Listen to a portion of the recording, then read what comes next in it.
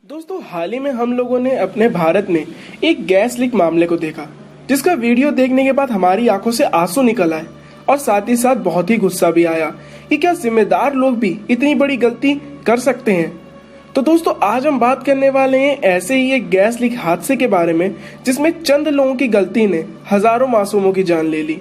और अगर आपको लगता है कि मैं भोपाल गैस त्रासदी की बात करने वाला हूँ, तो आप गलत हैं। तो स्वागत है दोस्तों आपका हमारे चैनल मिस्ट्री माइंड में।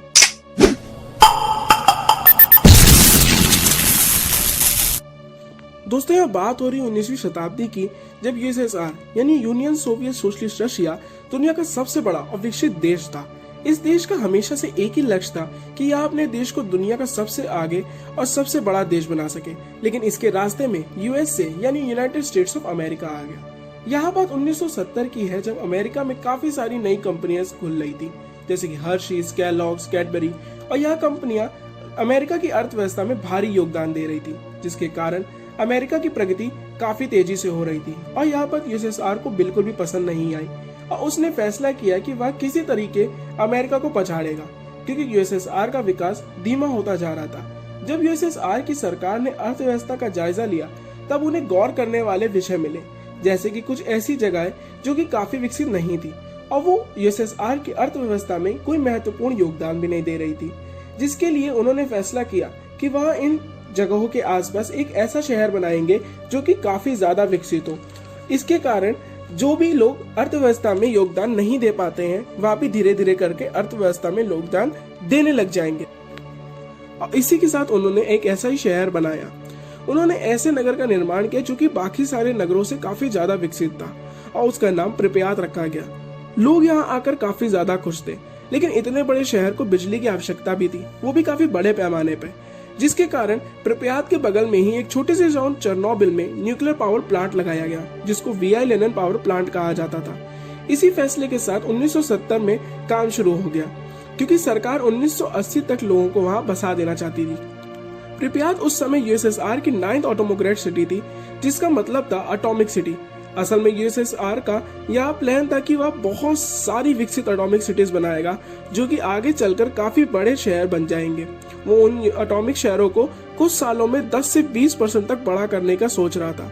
इस शहर में 15 kindergarten school, music schools, 35 small playground भी बनाए गए। शुरुआती विकास में 1980 से 1982 के करीब यूएस अर्थव्यवस्था बहुत ज्यादा बढ़ गई, जिसके कारण यूएसएसआर के लिए यह शहर और भी ज्यादा इम्पोर्टेंट हो गया।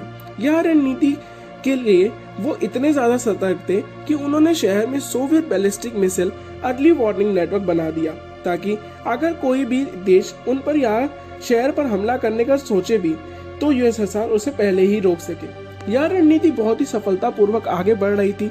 लोग प्रिपयात में जाकर बहुत खुश थे और काफी मजे में थे, लेकिन ऐसा इसलिए था क्योंकि वह आने वाले खतरे से अनजान थे। चेरनोबिल न्यूक्लियर प्लांट में 4 यूनिट थी। यूनिट 1 1976, यूनिट 2 1978, यूनिट 3 1981 और यूनिट 4 1983 बन के तैयार हो गई थी, और यह चारों यूनिट ही मिलकर प्रिपयात को बिजली की पूर्ति करते थे।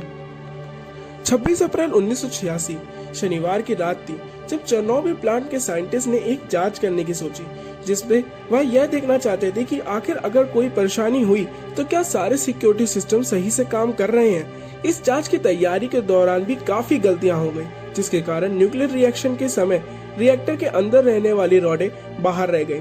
ये रॉड असल में रिएक्शन कंट्रोल का काम करती थी, जिस कारण रिएक्शन कंट्रोल नहीं हो पाई, और इसके बाद जो हुआ उसको सोचकर हमारे रोंगटे ही खड़े हो जाते हैं। आगे बढ़ते ही इनकी एक गलती और सामने आती है कि इतने बड़े और महत्वपूर्ण स्थान में किसी अनुभवी व्यक्ति को ना रखकर इन्होंने केवल एक 26 साल के लड़के को रिएक्टर कंट्रोल इंजीनियर के तौर पर रखा था, जिसका नाम लियोनिड टेप्टोनोव था।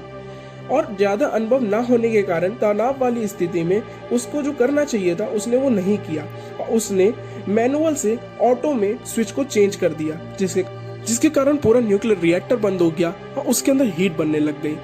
न्यूक्लियर रिएक्टर में हीट को कंट्रोल करने के लिए उसमें हमेशा पानी का प्रवाह किया जाता है, लेकिन अब उसके अंदर इतनी ज्यादा हीट बन गई थी कि अब उसमें जितना भी पानी डाला जा रहा था वह उसमें भाप बन जा रहा था, और वह भाप धीरे धीरे न्यूक्लियर रिएक्टर के अंदर भरती जा रही थी।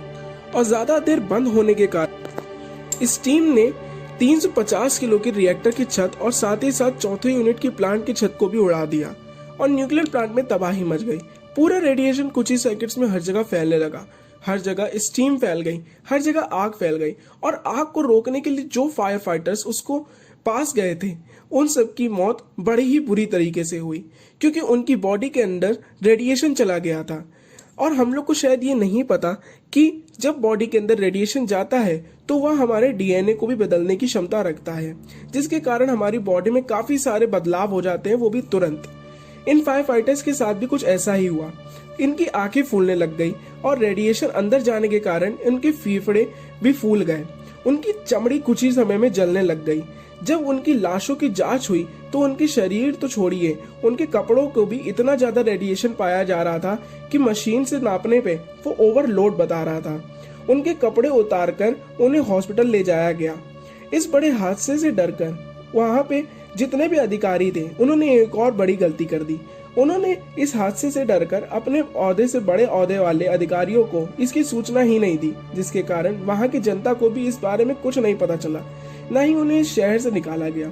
वहीं कुछ 2 दिन के बाद चेरनोबिल से करीब 1000 किलोमीटर की दूरी में स्वीडन में रेडिएशन को महसूस किया गया। तब उन्होंने पता लगाया तो पता चला कि यह रेडिएशन यूएसएसआर से आ रहा था, और वहां की मीडिया ने तुरंत खबर छाप दी कि यूएसएसआर के न्यूक्लियर प्लांट में ब्लास्ट हुआ है, जिसमें करीब 2000 लोगों की मौत हो गई है। जबकि यूएसएसआर के रिएक्टर के उन अधिकारियों का कहना था कि सिर्फ 60 लोग ही मरे थे।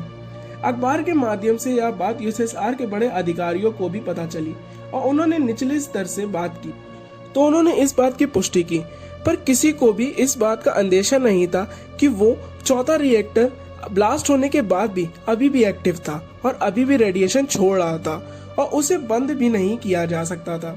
तो सलाह मशवरा करने के बाद यह निश्चय हुआ कि इस पे रेड डालकर इसको रोका जा सकता है, और काम शुरू हो गया। इस समय से ही जुड़ा हुआ एक किस्सा जो बहुत ही ज्यादा चर्चित है वह यह है कि एक बार एयरफोर्स का वो पायलट जो रिएक्टर के ऊपर रेड डालने का काम कर रहा था, वह बड़ी सी शान के साथ आया और वैज्ञानिक से बोला कि हमने अभी तक 150 टन रेत उस रिएक्टर पर डाल दी है। और इसके जवाब में वैज्ञानिक ने कहा कि यह बिल्कुल ऐसा है जैसे कि कोई बच्चा किसी हाथी को लात मार रहा है, और इस 150 टन से उस पर कोई फर्क नहीं पड़ेगा। उस पर कम से कम 5000 टन रेत डालनी पड़ेगी, तब शायद यह तबाही रुक पाए। फिर लोगों को यह पता चला कि ऐसा हुआ है तो लोगों को वहां से तुरंत इवैक्यूएट किया गया। तब तक रेडिएशन उनके शरीर में पहुंच गया था और यूएसएसआर की अर्थव्यवस्था के मामले में एकदम रुक सा गया था। प्रिपयात का प्लान फ्लॉप हो गया और उसे आज घोस्ट सिटी की तरह जाना जाता है। आज भी वो बिल्डिंग्स, घर और अम्यूजमेंट पार्क सुनसान पड़े हैं और कोई भी वहां आज भी बिना सुरक्षा के नहीं जाता। काफी समय के बाद यह बात सामने आई कि रिएक्टर का डिजाइन ही गलत बनाया गया था, जो कि ब्लास्ट को संभाल ही नहीं सकता था। और एक जांच में यह भी सामने आया कि असल में उस ब्लास्ट में करीब 4000 से भी ज्यादा लोग मरे थे। पर अगर यूएसएसआर अपने डिजाइनर्स की गलती मानता तो उसकी इमेज दुनिया में काफी गिर जाती, जिसके कारण उसने डिजाइनर्स को कोई सजा नहीं दी। उस शहर से निकाले गए उन बचे कुछ लोगों ने भी रेडिएशन फैल चुका था, तो उसके बाद भी उनके आगे आने वाली पीढ़ियों में इसका असर साफ दिखाई देता था। बच्चे नॉर्मल पैदा नहीं हुए और काफी सालों के बाद भी एक लड़की पैदा हुई जिसके पूर्वज उस शहर से आए थे और वो नॉर्मल पाई गई।